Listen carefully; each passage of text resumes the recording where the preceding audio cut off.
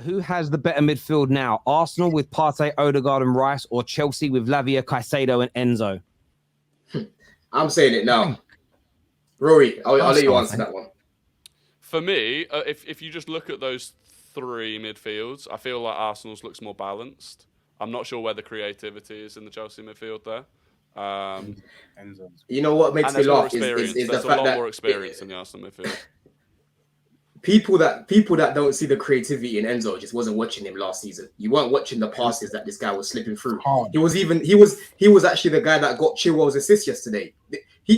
Do you remember that assist that he got for Havertz at Leicester when he literally chipped it across to he's creative. He's probably the most creative midfielder in there. Lavia can play between the lines. Caicedo's got end product as well. If you're pushing further up. I feel like with Enzo, it's a different type of creativity. It's those balls from deep. It's very good at. It's in and around the edge of the box. That sort of area is where I'm not. In terms of what Odegaard offers Arsenal, that's where I'm not sure. He literally assisted the goal for Chilwell. He literally, they're different. Okay, I get what you're saying. Odegaard's a different player to Enzo. They're different in terms of their style of play, but in terms of creating chances and creativity, Enzo's got a lot of creativity. That's why we brought him in. We brought him in because we've been missing that since we lost Fabregas. Like I said yesterday, he got the assist for Chilwell. If you remember when he played it through to what's his name, Chilwell, when he missed as well, like that chance, that was Enzo that set him up. Enzo's creative, bro. We just need to push him further up the pitch. So you think Enzo can get 15 GA this year? Can get a 15 GA easily? I don't think goals in that Chelsea he can put up numbers. I think he can put up numbers. As long as I think he'll get more assists than goals. Okay, so the reason why I'm saying that, because your forward line, if your midfield does not get a lot of goals, your forward line have to get at least 50 goals or 40 goals between them, which is what Arsenal did last year. Okay, what even City did is Gundogan getting goals, but Haaland scored 30-something goals.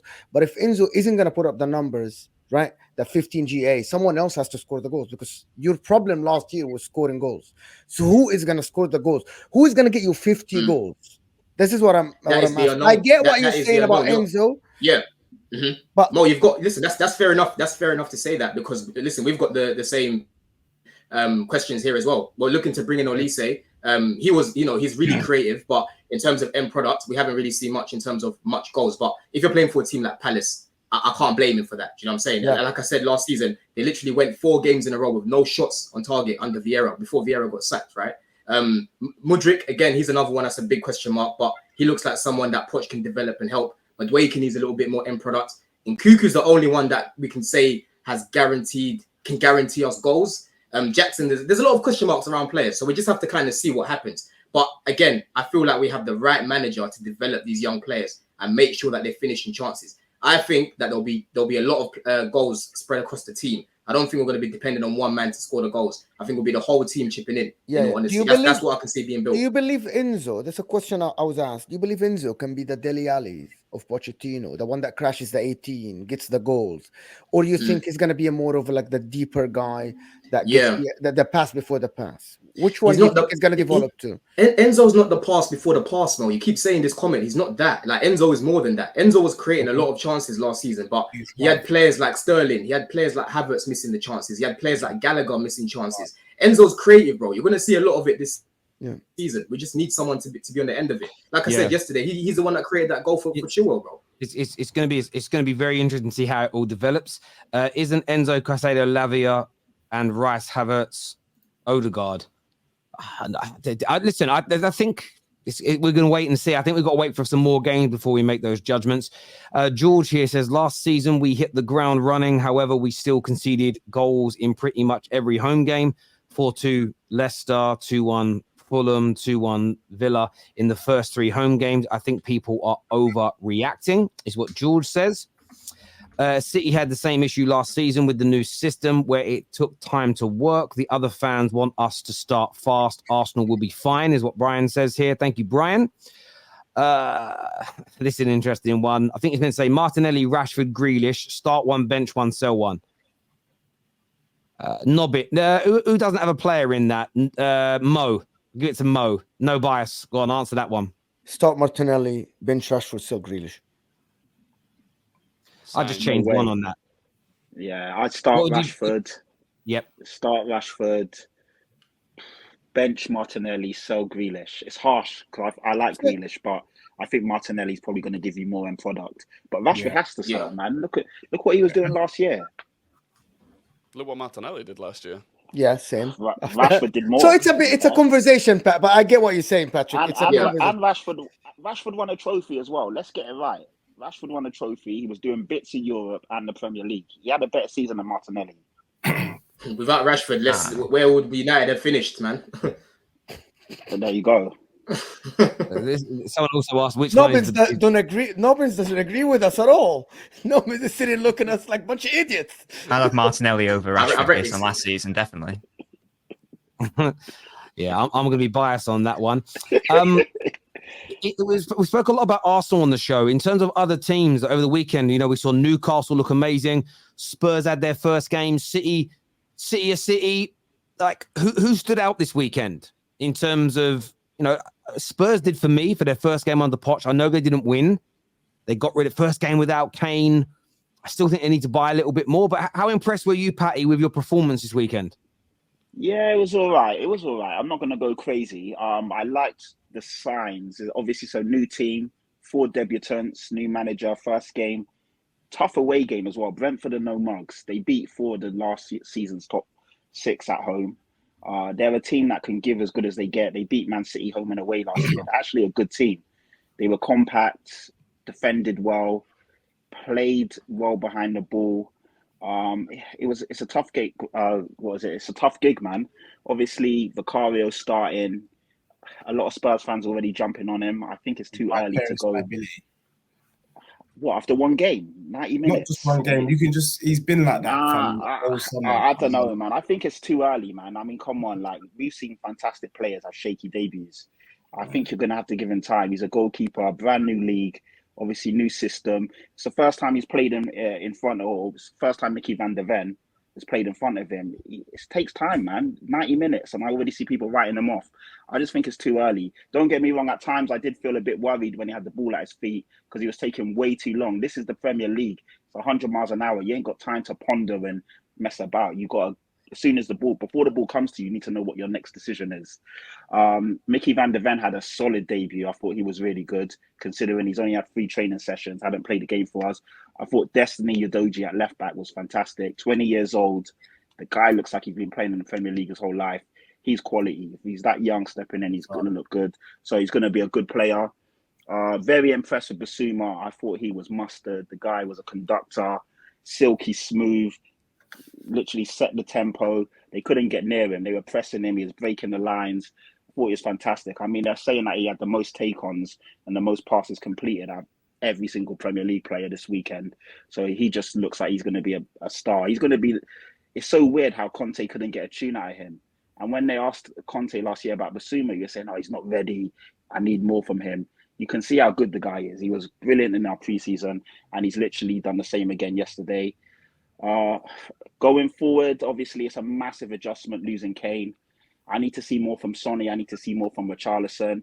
I think Sonny, after he gave away that penalty, which was crazy, that's criminal that they gave that, it knocked the stuffing and confidence out of him, and we didn't really see much after that. I was a bit surprised I didn't see Manor Solomon or Giovanni Lo Celso come on. I wanted to see us actually stretch them. 1v1, if the wingers are going to be hugging the touch line, we need someone direct that can dribble and take a man on. When Perisic came on, you saw the difference.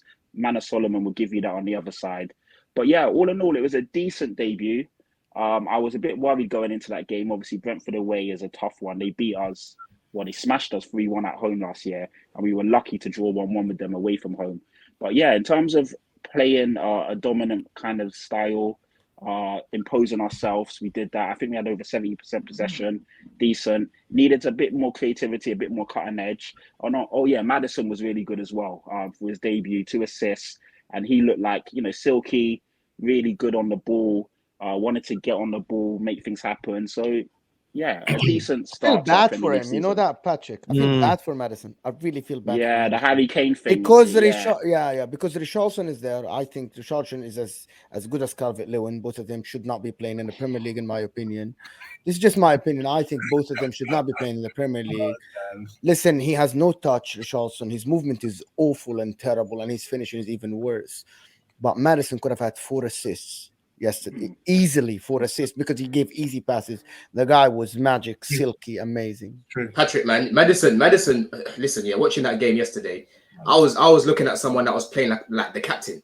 Do you get it? Like Son is not captain material, bro. I know Maddison just came to the club, but I'm sure he was Leicester's captain, or was he like vice captain or whatever it was? I'm sure. No, vice captain. Well, we've given him vice captain duty. So Son is captain, and then Maddison and Romero are vice captain. So Son's not playing or injured. Those guys will take the mantle. There was no way we weren't going to give it to Son, considering he's been there for 8 years and he's obviously the star behind Harry Kane. But I agree. Maddison probably does have a bit more about him than Sonny, but there's no way Son wouldn't have been the captain considering everything that's gone on. Yeah, Maddison looks so good, man. He looks so composed, and what a steal. We got him for 40 million. That guy's, he's fantastic. I had a hot take. I'm sure you heard that. I had a hot take that for me, Maddison is a better player than Odegaard, and people just got into me. That is hot. It is, but however, I see why Odegaard would have more output last year, but Maddison has been very consistent in terms of his output. They've done him dirty by selling Harry Kane, to be honest. This guy could have had 20 GA easily this year with Harry Kane. Easily this year. The way I see him play football, he is magical, in my opinion. Jim, we've lost Rory now because of you. The take was too hot. Go ahead. What makes him better than Odegaard, in your opinion? Just so I understand where you're coming from. So he's better on free kicks, okay? His dribbling is better than Odegaard, in my opinion. Both of them are very good in tight spaces. I feel Maddison, his defensive actions are more than actually Odegaard. His tackles numbers, and I see him dropping deep. And I see him dictating the game similar to Odegaard. So I give him the free kicks, and I give the dribbling is kind of the same. But his defensive actions are more than Odegaard, in my opinion. That's why, for me, it's a conversation. It's not a fact. It's just my opinion. I like Maddison more than Odegaard. His defensive actions are surely skewed by the fact that he was in a team that would defend more and be out of possession a lot more, right? But that's the sample I have. You know, I don't think that's a sample I have. I don't think it's a wild take for you to have that opinion, because if you remember when Odegaard first came after his loan, most Arsenal fans were saying they want Maddison. They were screaming they want Maddison over Odegaard. Yeah. So it's not even a wild take, to be honest. Let's see how he gets on. Once Odegaard do this, exactly, Don. Once Odegaard do this the same as last year, this year, right? I will say the same. But as of now, they're very comparable to each other. But because Maddison has played in a worse team, and he was, to be honest, he was the shining star for this Leicester team. Every time I was watching the guy, he was trying his best, and while also having the output. People say, but he's good in free kicks. Free kicks is a technical ability that everybody would love to have, and he has that. So I'll give him that. Listen, I was happy to take him at Chelsea, in all honesty. I was happy to take him as depth for Nkunku. So I rate Maddison highly. Highbury Ultra here says people love disrespecting Arsenal players. Joke. Maddison's not shit, though, to be fair. I don't think it's disrespectful to have the conversation. It's not. It's really not. It's really not. Yeah. Over the last 3 years, I think only Kevin De Bruyne contributed from a midfield more goals and assists. Like, the guy's up there in terms of goals, assists, and Bruno. And Bruno. Yeah, Bruno. Of course, and Bruno. Actually, the fact, Terry, that we're comparing Maddison, who played for Leicester, with Bruno Fernandes and KDB is just the evidence of that, how good Maddison has been over the last 3 years. No, I get you. There's the super chat here from Arsenal fan Gig says Maddison is overrated. There is a reason why no big clubs came in for him and why he never played for England, nowhere near Odegaard's level. I will say that I think there was a point where City were interested in him, so I don't think it's quite right to say no big club was interested in him, because, as I said, there was a point where Pep and City were potentially interested. Yeah, not that I wanted him, but you know what I mean. Wasn't he linked to Man United? I think there were rumors that Man United were inquiring about him. Newcastle were also looking at him as well. Yeah, and he was playing for England last time I checked. I'm pretty sure he was in the last England lineups and he was playing. So I don't know about that. Yeah, Arsenal Fever says your opinion is wrong, Mr. Mo. Get Mo out. Jay here says, I personally find it hard to compare players like Bruno, KDB, and Maddison to Odegaard. Odegaard's game is quite different from those three. He doesn't look for the same type of passes as those three. I'm sorry, what have you been watching? Do you see how creative Maddison is and how he's just... Do you know what it is? There's players like Maddison and Odegaard. They are what you call artists. They improvise and they just do things that you can't teach. They just find a way to be quite creative. they're in the same. That you can put them in the same spectrum, man. I don't understand why people are saying. He put a through pass yesterday between the players' legs. He put a through pass to Richarlison between the players' legs from like and if it was Harry Kane, he would have scored that. It's just Richarlison made it look like. Sorry. I look at it this way. I get you can't compare an Odegaard to a Casemiro. They're different types of midfield players. But Maddison, Bruno, KDB, Odegaard, they are attacking midfielders and they get compared. You know, we compare central strikers, we compare wingers against each other. You can't, like Rashford and Jack Grealish are very different players, but they play in the same position. Therefore, they get compared to each other. It's just going to happen as far as I'm concerned.